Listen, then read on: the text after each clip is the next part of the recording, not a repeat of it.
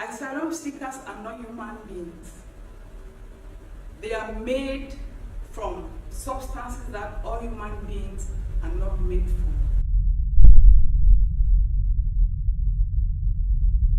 I came because I was fleeing persecution from my country. In Cameroon, being a lesbian, you are considered not a human being.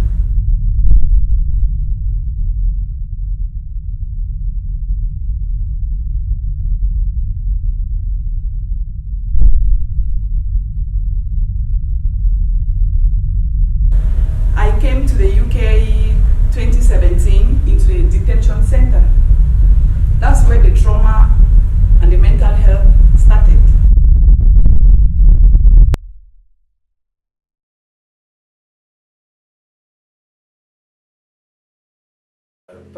دا مهاجرت بله دیر په حساب باندې تاثیر کوي په دې چې بل مملکت ته ځي بل نور خلک دي نور ژبه ده او نوي کلتور دی هلته او ستا ژوند معلوم نه چې به څه رقم کېږي سبا یا بل سبا به معلومه نه په همدې خاطر ټولو باندې عصبي فشار راځي په خلکو باندې.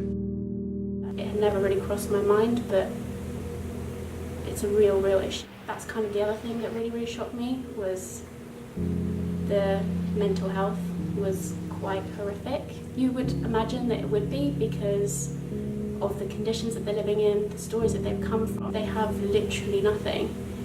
And unfortunately, when you put someone in a situation like that, their mental health is going to suffer. Imagine you are living in a very strange environment. You don't know your tomorrow. How do they expect you to live? As a result of all this, the anxiety, the trauma, your mental health is really deteriorating.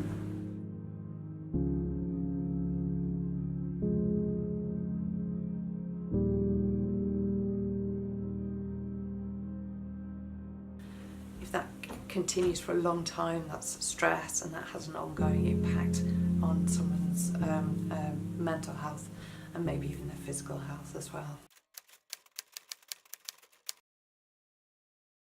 There are definitely cultural barriers to recognising mental health, and it might be to do with stigma. It might also be to do with kind of fatalistic beliefs that if you've got a mental health problem, there's nothing you can do about it. Samina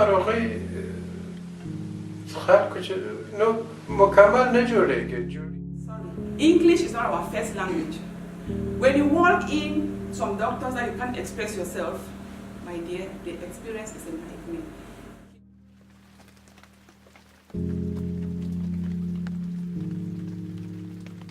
Language itself, but there's also concepts in health which might be different from back home or wherever people have come from that are different in this country. There's things like understanding how to get into the health service, how to get into the system, and it might be something really basic like how to make an appointment, and what are the consequences if you miss your appointment.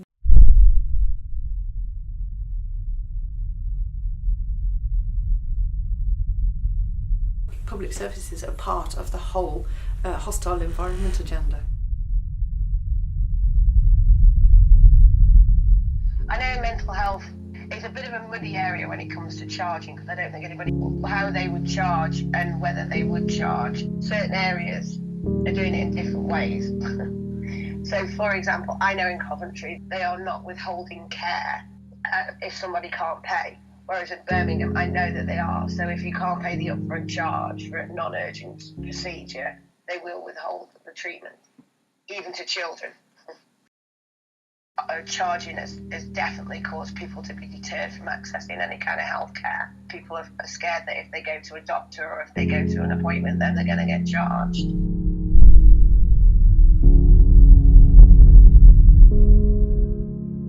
I know in Birmingham there's no specific mental health services for asylum seekers. However, in Stoke, for example, they have got a dedicated health team there and one of the workers on the health team is a dedicated CPM for asylum seekers.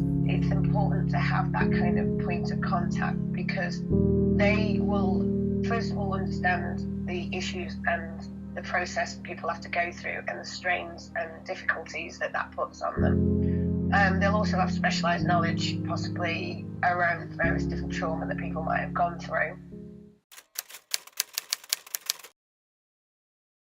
بهترین لاره داده چې ټول ماجر سره پروګرامونه جوړ کړي چې هغوی یو بل همیشه ویني یو بل سره خپل په ژبه خبرې وکړي بعد هغه فکر کوم د سوشل انگزایټي او سوشل پرابلمونه به د هغوی ډېر کم وسي. We need somebody just to talk to. Just because my GP is my very good friend. That guy listens to me. When I'm going back, I'm smiling. We are social creatures. We all need it. Some to a greater extent than others, but we all need it to a certain extent. That's what we live for.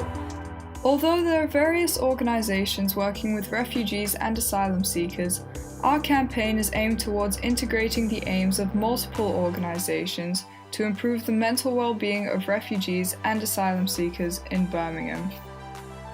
Our campaign is Salamati, Peer Support Programme, a Farsi word meaning safety, health, peace and security, where volunteering refugees and locals alike are trained to provide mental health first aid, psychological support and information to direct refugees and asylum seekers towards useful resources and awareness of their rights. This peer support program will be provided as part of a range of activities such as cooking and sporting activities designed for refugee and asylum seeker integration and mental well-being, where they can informally approach volunteers and ask any questions or seek general support. Awareness of the program will be spread via posters, flyers and presentations given in refugee centres, GP centres, university freshers fairs and various other locations. Refugees will be included as part of the volunteers in this program since asylum seekers and refugees that are experiencing poor mental health would be more likely to approach volunteers that may have a shared language, cultural background and application experiences. Volunteering refugees and locals will be trained to provide basic mental health care by volunteering GPs. After training is completed, volunteers will undergo a GP-approved test to ensure they are qualified to provide basic mental health care support. This support will not only include mental health care, but also basic knowledge of Birmingham provided by local volunteers that may facilitate a refugee's transition to their new environment. Volunteers will also be trained to identify those who may be in need of more intensive or specialised mental health care and refer them to relevant centres. Through our peer support program, we hope to overcome barriers to access for mental health care, promote the social integration of refugees and asylum seekers in Birmingham, and raise awareness to provide overall change. It helps you to have a purpose in life. Most of us need to have some kind of purposeful or meaningful activity in our day, and it's going to help you to feel positive about yourself because you're not just a passive recipient anymore, you're actively participating in helping other people. هغه انسانان چې نه غواړي کمک وکړي هغوی باید په دې پوه شي چې هغوی ممکن هغوی خپله مهاجر وي یو وخت د هغوی پلرونه یا نیکونه حتما مهاجر شوي وو کوم ځای نه بل ځای ته تللي نو دا باید د ټول انساني وظیفه ده چې یو بل سره کمک وشي او ښه رویه وکړي ورسره خوشحاله برخورد وکړي